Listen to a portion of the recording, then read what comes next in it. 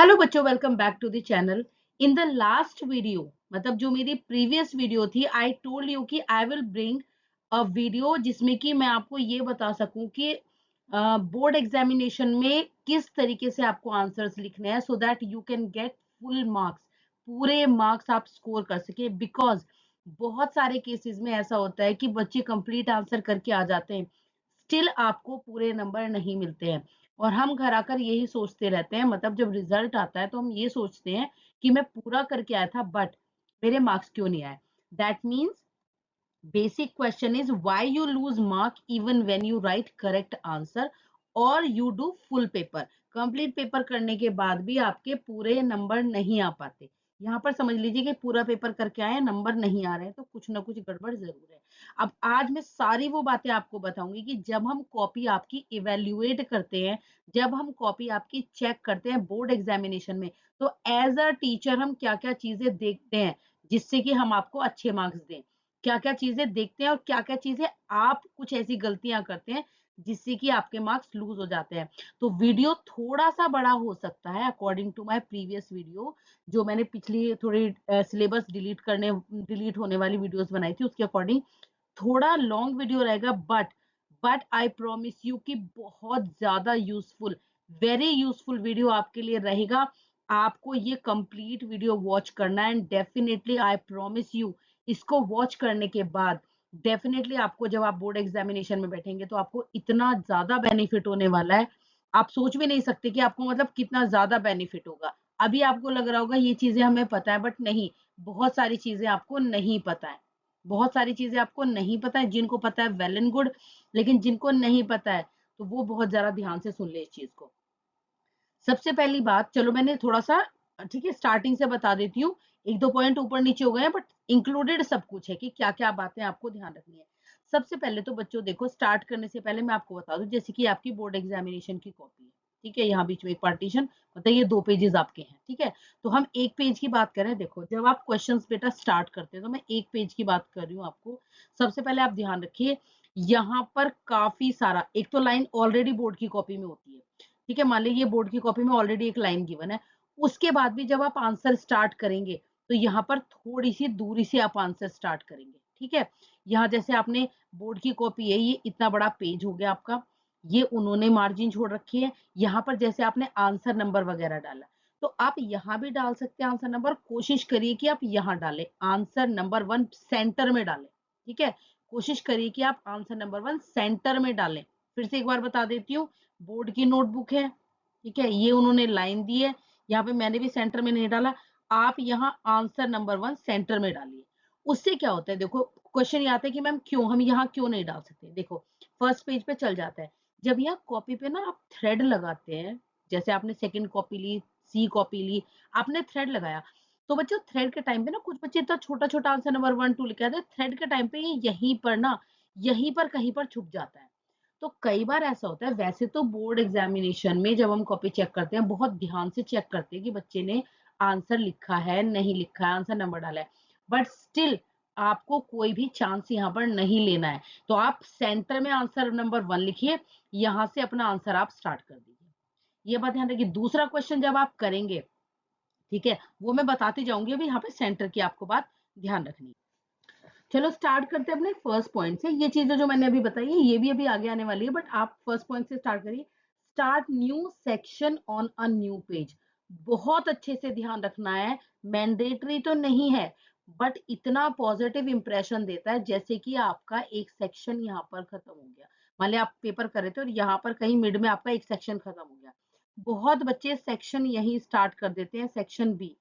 आपको ध्यान रखना, कितना भी आपका पेज बच जाए, मान लिया सिर्फ आपकी एक लाइन आई है और आपका कितना भी पेज नीचे बच जाए, मान लिया ये एक लाइन आ गई, आपका यहाँ पे कोई सेक्शन खत्म हो गया, कितना भी पेज बच जाए, आपको जो न्यू सेक्शन है बच्चों, सेक्शन बी सेक्शन सी, वो सब आपको न्यू पेज से स्टार्ट करना है। मतलब एक सेक्शन खत्म करने के बाद जब आप नया सेक्शन करेंगे तो वो नए पेज से स्टार्ट करेंगे।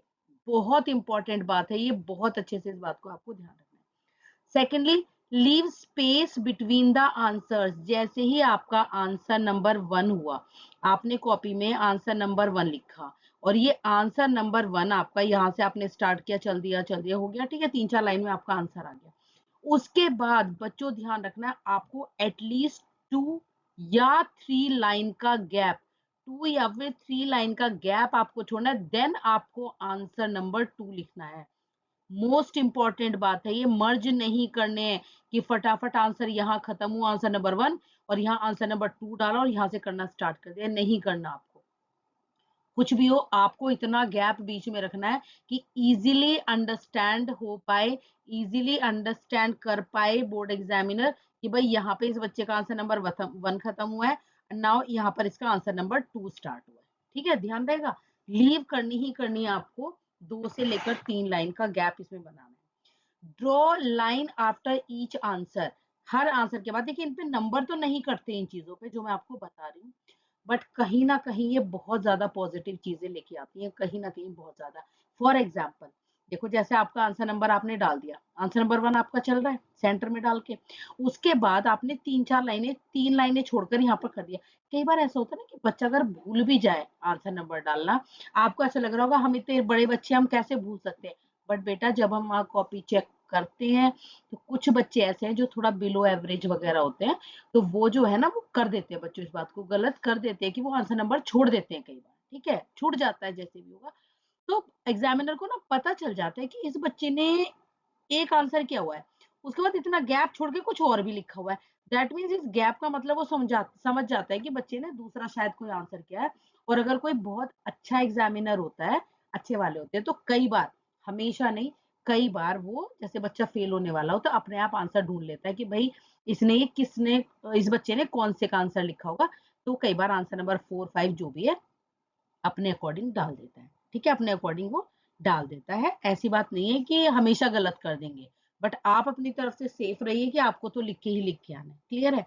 तो यहाँ पर उसके बाद आप क्या करोगे, यहाँ पर इन्होंने थर्ड लाइन बोली है, draw a line after each answer, हर आंसर के बाद आपका एक आंसर कंप्लीट हुआ उसके बाद एक लाइन ड्रॉ कर दो, ठीक है, डबलिंग कर दो उस लाइन की, और उसके बाद जैसे भी 1-2 लाइन आपको छोड़नी है, उसके बाद आपने नया आंसर स्टार्ट करना है, ठीक है, 2 या 3 लाइन छोड़ के नया आंसर, तो यानी कि यहाँ पर मेरा आंसर कंप्लीट हो चुका है।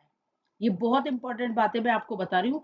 अभी आपको ऐसा लग रहा होगा कि मैम इसकी रिक्वायरमेंट क्या है, बट नहीं, जब हम कॉपी चेक करते हैं तब हमें दोनों कॉपीज में डिफरेंस समझ में आ जाता है। एक तो खिचड़ी कॉपी में समझ में आ जाता है कि भाई ये कॉपी जो है इसने आंसर से लिखा है, तो बहुत इंटेलिजेंट बच्चा है तो उसके आंसर ना सेपरेट सेपरेट पता चल जाते हैं। बट जो थोड़े एवरेज वाले बच्चे ना, उनका जब मिक्सअप होता है ना, एक तो उनकी राइटिंग गंदी, ऊपर से उनका जब मिक्सअप होता है ना, तो वहीं पे ना एग्जामिनर का जो है थोड़ा सा ना माइंड ऐसा हो जाता है कि मतलब एक तरीके से वो परेशान सा हो जाता है, पॉजिटिविटी उसके माइंड में नहीं रहती आपकी कॉपी चेक करते हुए, जो फैक्ट है, ठीक है, सही चीज को गलत नहीं करेंगे, बट कई बार छोटी सी अगर कोई गलती हो रही होती है और उसको बहुत साफ सुथरी प्यारी सी कॉपी सेपरेट अलग अलग क्वेश्चन लिखे, तो एक दो गलतियों को कहीं अगर एडजस्ट कर सकता है तो कर पाता है, ठीक है, क्लियर। नंबर क्वेश्चंस करेक्टली, ये सभी को पता है कि जितने भी आंसर आप लिखोगे, आंसर 1, आंसर 5, आंसर 10, मतलब ऑर्डर की जरूरत नहीं है, बहुत सारे यूट्यूबर्स जो पढ़ाने वाले हैं बहुत अच्छा पढ़ा रहे हैं, सब कुछ है, बट वो आपको बार बार इस चीज पे इंसिस्ट कर रहे हैं, ऑर्डर में काम करिए, ऑर्डर में काम करिए, 1 के बाद 2, 2 के बाद 3, 3 के बाद 4।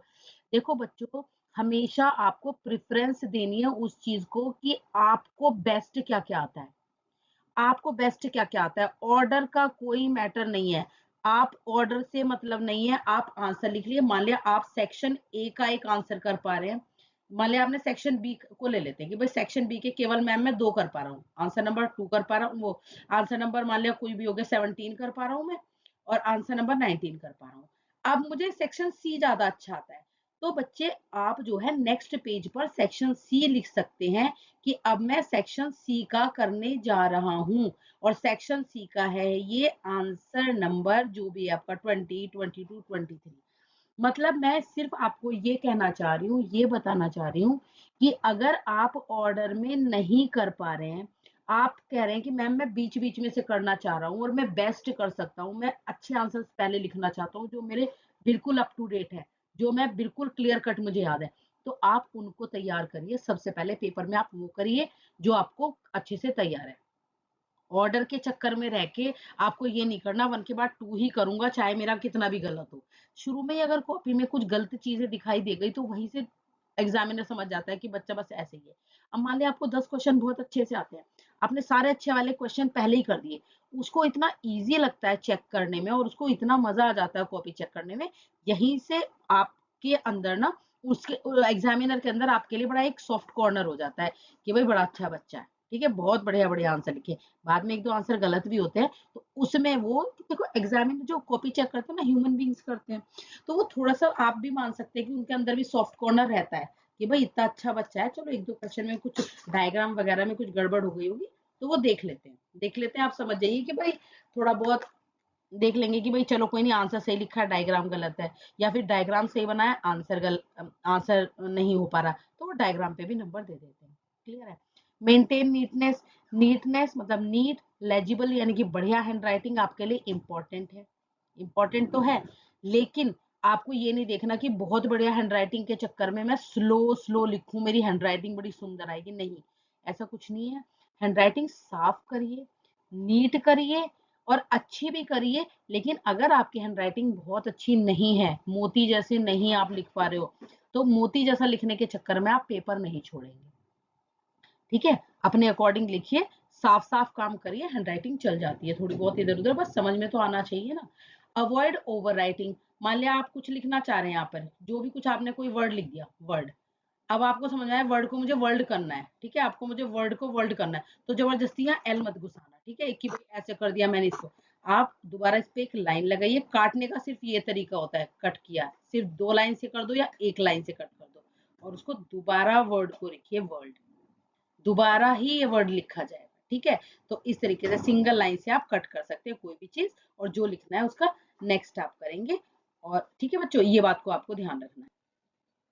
चलिए देख लेते हैं next point, use headings and सब हेडिंग्स फॉर लॉन्ग आंसर्स, कि अगर लॉन्ग आंसर्स हैं बच्चों, तो आपको हेडिंग सब हेडिंग जो है अच्छी तरीके से डालनी है। मान लिया आपका कोई भी है, जैसे आप डेफिनेशन लिख रहे हो किसी चीज की, तो आप डेफिनेशन, ठीक है, ये आपने हेडिंग में डाला, कोशिश करो कि इसको आप कैपिटलाइज कर दो, यानी कि कैपिटल लेटर में हेडिंग डालो और उस पर लाइन डाल दो। उसके भी कुछ अगर सब हेडिंग्स है किसी क्वेश्चन की, मान लिया इसके फर्स्ट पार्ट है, इसका सेकंड पार्ट है, इसका थर्ड पार्ट भी है, कुछ इसकी भी छोटी छोटी हेडिंग्स है, तो वो भी ध्यान रखना कि हेडिंग्स और सब हेडिंग्स जो है बहुत अच्छे से वर्क करती हैं, और हेडिंग्स वगैरह को आप बोल्ड में करके आओ, बोल्ड का मतलब है कैपिटल में करके आओ, ठीक है, ध्यान रहेगा, कैपिटल में करके आओ। इसी के साथ मुझे एक चीज और बतानी थी बच्चों आपको, जैसे कोई बड़े आंसर्स होते हैं तो कोशिश करिए पॉइंट्स में लिखने की। अगर आपको क्वेश्चन का आंसर करेक्ट आता है, अगर आपको किसी भी क्वेश्चन का आंसर बिल्कुल अच्छे से तैयार है, तो आपको पूरी कोशिश करनी है उसको पॉइंट्स में लिख के आने की। 5 मार्क का क्वेश्चन है या 3 मार्क का क्वेश्चन है, तो आप 3 पॉइंट्स लिख के आइए। जबरदस्ती वहां पर पैराग्राफ आपको बनाने की जरूरत नहीं है। पैराग्राफ हमेशा क्या करता है, कंफ्यूज करता है, जो जो आपका एग्जामिनर होता है चेक करने वाला, वो भी पैराग्राफ से परेशान रहता है कि मैं इसमें से, अगर आप गलती से पैराग्राफ लिख भी रहे हो, तो उसमें जो मेन मेन चीजें हैं ना, जो क्वेश्चन से रिलेटेड है, उनको फिर अंडरलाइन करके आइए कि भाई मेरे, तो वो क्या करता है पूरा नहीं पढ़ेगा, ठीक है। ऐसा बोलते हैं कि हाँ एग्जामिनर बहुत पढ़ते हैं, पूरी तरीके से पढ़ते हैं, लेकिन मैं आपको बता रही हूँ ना जो जेन्युइन होता है, क्योंकि कॉपी मैंने 5 साल लगातार चेक की है, 5 इयर्स तक, तो अगर उसको 3 मार्क्स के क्वेश्चन में आपके 3 वैलिड पॉइंट्स मिल जाते हैं बिल्कुल सही, वो पूरा पढ़ेगा ही नहीं, वो तीनों पॉइंट पे देखेगा नंबर और यहाँ पर नंबर दे देगा, ठीक है, यहाँ पर नंबर देगा कि भाई ये 3 मार्क्स का इस बच्चे का कंप्लीट है, अदरवाइज आप पॉइंट्स में करके आइए। पैराग्राफ आप तब लिख के आएंगे जब आपको आंसर पता ही नहीं है, कि भाई मुझे कुछ लग रहा है कि मैंने क्लास में सुना था, लेकिन मुझे अच्छी तरीके से लर्न नहीं है, उस वक्त आप क्वेश्चन का आंसर पैराग्राफ में लिखिए। नो, कोई भी अंडरलाइन वगैरह मत करिए, मान लिया आपने गलत चीज पे अंडरलाइन कर दिया तो वो देख के ही कट कर देगा। अगर आपको याद नहीं है, फिर आप पैराग्राफ अच्छे से भर के आ जाइए, जहां भी उसको पढ़ के समझ में आएगा कि भाई ये इससे रिलेटेड है क्वेश्चन से, वो नंबर दे देगा आपको। ये तब की बात है जब आपको याद नहीं है, लेकिन आपको लर्न है, एक्यूरेटली याद है, तो पॉइंट में लिखिए। अगर पैराग्राफ में लिखते भी हो तो फिर अंडरलाइन लगा के, ये अदरवाइज पॉइंट जो है वो बेस्ट है आपके लिए सॉल्यूशन, ठीक है, पॉइंट्स बेस्ट सॉल्यूशन है लॉन्गर आंसर्स के लिए, ठीक है। क्लियर हेडिंग वगैरह करके पॉइंट्स में लिख के आ जाओ। ये मैंने अभी आपको बता दिया है कि जहां जहां आपको इंपॉर्टेंट चीजें लगती हैं वहां वहां आप कैपिटल में लिखकर आ सकते हैं। अभी मेरे बच्चों आपको लास्ट में कॉपी भी दिखाऊंगी किस तरीके से बच्चे शॉर्ट में काम करके आते हैं। बहुत बड़ा बड़ा नहीं करना होता कि भाई हमने 3 या 4 पेजेस भर दिए हैं, कुछ कर दिए हैं। आपको 2 नंबर का क्वेश्चन पूछा है, उसमें 2 पॉइंट्स ही पूछेंगे। 2 पॉइंट्स पूछे तो नंबर 1 और नंबर 2 सिर्फ डायरेक्ट 2 पॉइंट्स करके आइए। ठीक है, डायरेक्ट 2 पॉइंट्स करके आइए। जैसे आपको यूजेस बोल दिए, पीओपी के यूजेस बताओ और 2 नंबर में बोले हैं तो आपको 2 ही यूजेस बता के आने हैं। ठीक है, और या फिर अगर आपको हो सकता है 4 यूजेस बोले तो आपको 4 यूजेस करके आने हैं। ठीक है, पैराग्राफ करने की कोई जरूरत नहीं, 4 यूजेस वहां पे डायरेक्ट लिख के आने हैं। एक एक्स्ट्रा आप अपनी तरफ से लिख के आ जाना, क्योंकि कई बार क्या होता है ना कि अगर हम जैसे 4 पूछे और हमने बाय चांस 5 लिख दिए और इसमें से कोई गलत हो गया तो वो इसको कंसीडर कर लेते हैं, फिफ्थ वाले कंसीडर कर लेते हैं। जेन्युइनली मैं आपको बता रही हूँ कि कंसीडर कर लेते हैं। ठीक है, ऐसा नहीं है कि बहुत सारे ना आपको बंदे बताएंगे कि नहीं 4 बोले तो 4 ही लिख के आना और 5वां मत लिख देना, नंबर कटेंगे। नहीं, लिख देना, एक एक्स्ट्रा नंबर नहीं कटते हैं। इनफैक्ट कहीं गलत होगा तो वो वाला वैलिड हो जाता है। क्लियर रहेगा ना ये चीज आपको। Include diagrams and flow charts. Flow charts और डायग्राम्स बहुत अच्छे से आपको तैयार करके आने हैं, बहुत अच्छे से। सब पेंसिल से बनेंगे, जितने भी डायग्राम हैं आपको पेंसिल से ही बनाने हैं। उनकी लेबलिंग भी जो है ना, लेबल भी उनको पेंसिल से ही करना है। ठीक है, अगर कोई क्वेश्चन है जिसका लॉन्ग आंसर है और आप उसके साथ डायग्राम पूछा है तो आप डायग्राम बना दीजिए। जबरदस्ती डायग्राम आपको बना के नहीं आना है। डायग्राम आपको जबरदस्ती केवल तब बनाना है जब आपको आंसर नहीं आ रहा होगा। आपको लग रहा होगा कि इससे रिलेटेड मैं डायग्राम बना सकता हूँ बट मुझे आंसर नहीं आ रहा। लाइक सोलेनॉइड के बारे में कुछ पूछ रहे हैं। सोलेनॉइड जो है बोर्ड एग्जामिनेशन का फेवरेट क्वेश्चन है। सोलेनॉइड के बारे में अगर वो पूछ रहे हैं और आपको सोलेनॉइड के बारे में ज्यादा लिखना नहीं आ रहा है तो आप वहां सोलेनॉइड अगर बना के आ जाते हैं ना, ठीक है, आप सोलेनॉइड वहां पे बना के आ गए तो भी आपको एटलीस्ट अगर आपका 2 मार्क्स का है तो 1.5 मार्क इस तरीके से, जितना भी वो देख पाते हैं कि भाई हाँ इससे रिलेटेड डायग्राम बच्चे को आता है तो 1 मार्क, इस तरीके के मतलब कुछ ना कुछ दे देता है वो एग्जामिनर जो है। ऐसा नहीं है कि काट देगा, डायग्राम भी मिल जाता है तो कई बार वो नंबर दे, कई बार नहीं मैक्सिमम टाइम वो आपको नंबर दे ही देते हैं। उसके बाद बात कर लेते हैं थोड़ी सी डिफरेंस वाले क्वेश्चंस की। जो आपके डिफरेंस वाले क्वेश्चन आते हैं या डिस्टिंग्विश वाले क्वेश्चन आते हैं उसमें बच्चों आपको एक काम जो है वो बिल्कुल नहीं करना कि पहले आपने यहाँ पे लिख दिया और या फिर वेयर एज, ठीक है, वेयर एज करके आपने लिख दिया कुछ, ठीक है, whereas this and this, ऐसे आपको नहीं करके आना है। आपको डिफरेंस वाले सभी क्वेश्चंस में लाइन लगानी है, जिन 2 चीजों में डिफरेंस कर रहे हैं वो करना है और उसके बाद पॉइंट्स में आपको डिफरेंस लिख के आना है। ठीक है, पॉइंट्स में आपको डिफरेंस लिख के आने हैं। इस तरीके से आप डिफरेंस नहीं लिख के आएंगे आपके मार्क्स नहीं आते हैं, कहीं ना कहीं हाफ मार्क या 1 मार्क आपका चला ही जाता है, गायब हो जाता है। ठीक है, इस तरीके से पॉइंट्स में आपको लाइन लगा के डिफरेंस लिखना है। क्लियर रहेगा ना, ये बात बहुत अच्छी तरीके से आपको याद रखनी है। अब एक केस आ जाता है बच्चों जहां पर आपके पास टाइम नहीं बचता। देखिए आपको जो जो आपको स्टार्टिंग में टाइम मिलता है ना रीडिंग टाइम क्वेश्चन पेपर को, उसको इतने अच्छे से यूटिलाइज करना है कि पहले से पहले ही आपके माइंड में क्लियर कट आइडिया हो, ये पेपर मैंने बहुत अच्छी तरीके से रीड कर लिया है, ये क्वेश्चन मुझे आते हैं और ये क्वेश्चन मुझे नहीं आते हैं, यानी कि इनको मैं पहले करूंगा इनको मैं बाद में करूंगा। इस तरीके का जो भी आपकी स्ट्रैटेजी है क्वेश्चन पेपर को करने की वो आपको सबसे पहले से पहले क्लियर रखनी है। एमसीक्यूज के बारे में मैं आपको बता दूं, एमसीक्यू का अगर आप पार्ट लिख के आ रहे हो, जैसे एमसीक्यू में आंसर नंबर आपका ए वाला करेक्ट आंसर है तो उसका आंसर भी आपको लिख के आना है, सिर्फ ए पार्ट नहीं लिख के आना। एग्जामिनर का ना दिमाग घूम जाता है बहुत ज्यादा, क्यों, वो बार बार अपना क्वेश्चन पेपर उठाता है, देखता है ए पार्ट कौन सा है, क्योंकि बहुत सारी कॉपी चेक करने के बाद भी उसको याद नहीं रहता कि ए पार्ट कौन सा है, बी पार्ट कौन सा है, सी पार्ट कौन सा है।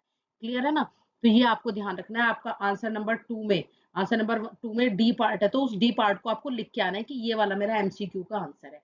एमसीक्यू के एक्सप्लेनेशन आपसे नहीं मांगेंगे, सिर्फ आपको आंसर लिख के आना है। ठीक रहेगी ना ये बात, और इसको यूटिलाइज कर ले। टाइम मैनेजमेंट का ध्यान रखें, जिन एमसीक्यूज में आपको करने में टाइम लग रहा है, ठीक है, कि भाई ये मेरा टाइम खा जाएगा, इससे तो अच्छा मैं अपना 3 नंबर का क्वेश्चन कर लूं, उस एमसीक्यू के लिए वहीं पर स्पेस छोड़ देना कि एमसीक्यू नंबर 17 डैश करके, उसके लिए जगह जरूर छोड़ के आना 1 2 3 4 5। ठीक है, फर्स्ट जो सेक्शन है आपका 1 से लेकर 20 तक उसको लगातार एक साथ करना। जो आपको नहीं आता है उसके लिए स्पेस छोड़ देना कि बाद में कहीं से पता चल गया बाय चांस। वैसे तो चीटिंग होती नहीं है, बट आपका मतलब लक है, किसी ने इशारे से आपको कुछ बता दिया तो एटलीस्ट आप यहाँ पे डी तो लिख के आ ही जाएंगे ना, डी ई डी या फिर सी पार्ट जो भी होगा। तो जगह आपको छोड़ के आनी है, वो जगह दिखती रहनी चाहिए आपको कि हाँ भाई अभी मेरा ये पेंडिंग में पड़ा है, अभी मेरा ये छूटा हुआ है।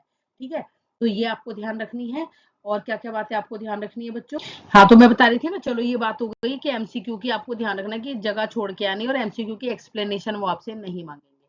अब इसके बाद जो है बच्चों, ड्रॉप बॉक्सेस। हाँ, फाइनल आंसर में जो आपका मैथ्स में या किसी क्या कहते हैं कोई न्यूमेरिकल है, उसमें जो आपका फाइनल आंसर आएगा उसको बॉक्स में बना के आना है, ये मैंडेटरी है।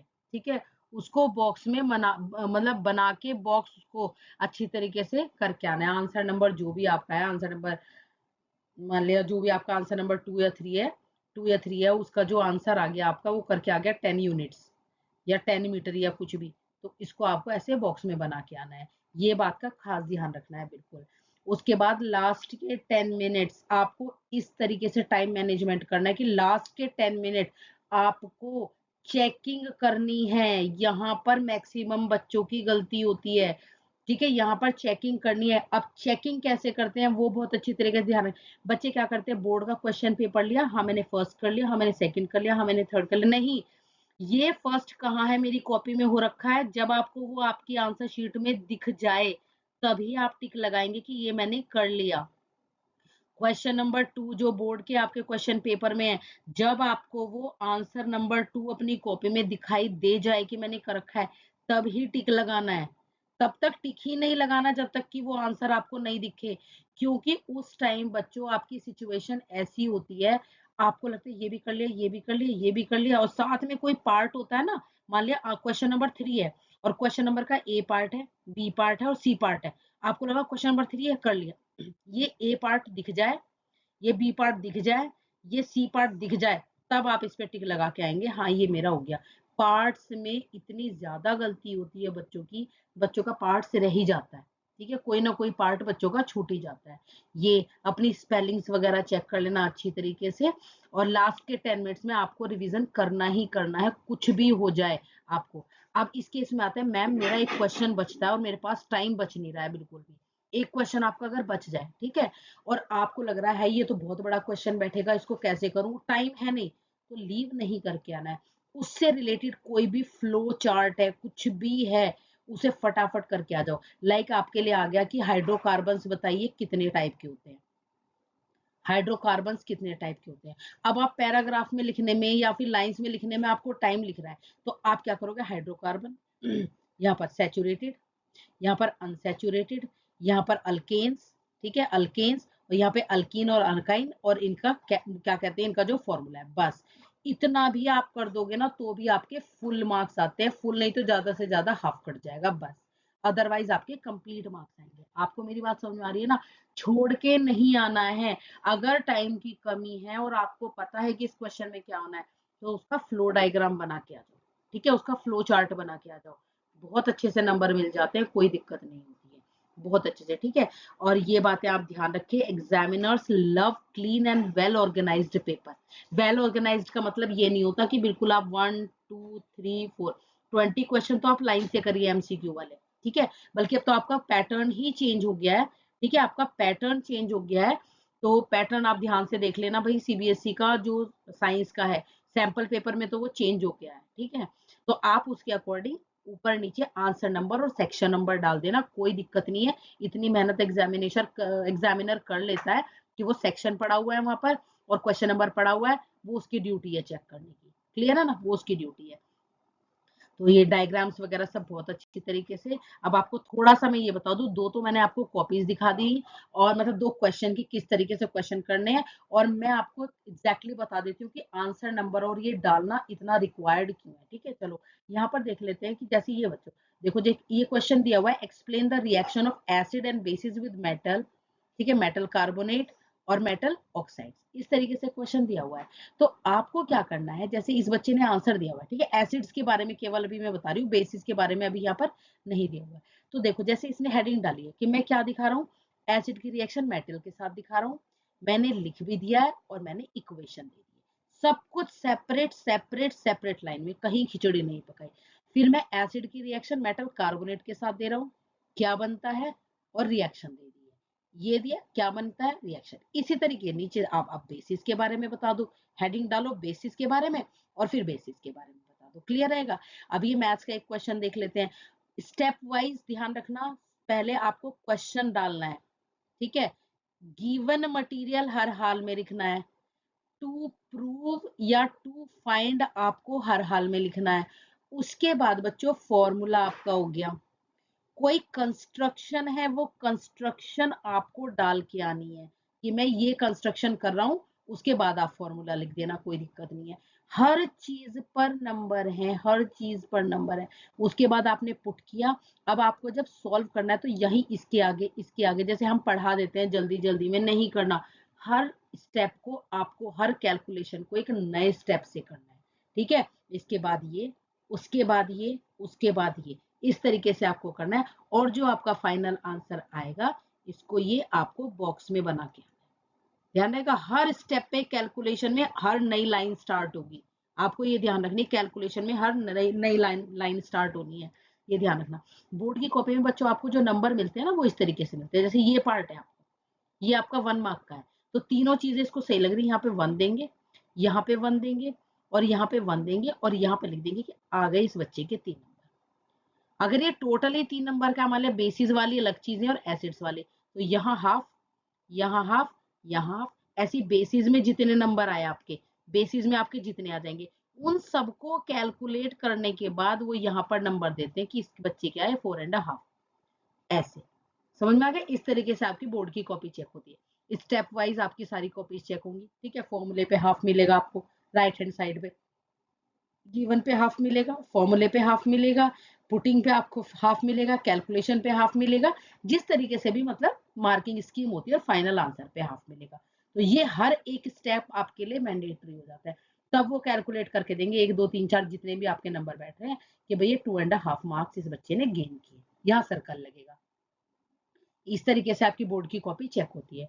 और जो आपका क्वेश्चन नंबर जो डालना होता है, लाइक क्वेश्चन नंबर 3 है और क्वेश्चन नंबर 2 है, तो बच्चों बोर्ड की कॉपी के ना जब हम चेक करते हैं तो फ्रंट में बॉक्सेस बने होते हैं, ठीक है, फ्रंट में बॉक्सेस बने होते हैं, उन बॉक्सेस में आंसर नंबर 1 2 3 ऐसे लिखा होता है, तो हमें ना छोटा छोटा लिखा होता है, लाइक 1, ठीक है, 2 3, तो हमें जैसे 2 में आपके, थर्ड में आपके 2.5 आए, तो हमें यहाँ पर हर क्वेश्चन का मार्क चढ़ाना होता है, ठीक है। यहाँ पे आपके 4.5 आए तो 4.5, इसलिए कहते हैं कि आंसर नंबर डालना जरूरी है, जहां पर भी उनको आपका आंसर नंबर नहीं मिलेगा, लाइक आप आंसर नंबर 17 को भूल गए लिखना, तो वो 17 वाला जो बॉक्स होगा ना बच्चों, मान लिया यहाँ पे 17 वाला बॉक्स है, तो वो उसको नॉट अटेम्प्टेड लिख देंगे कि आपने चाहे आप करके आए हैं, और कोई अच्छा एग्जामिनर है तो वो ढूंढ लेगा कि हाँ इस बच्चे का शायद ही 17th क्वेश्चन है तो चलो मैं नंबर दे दूं।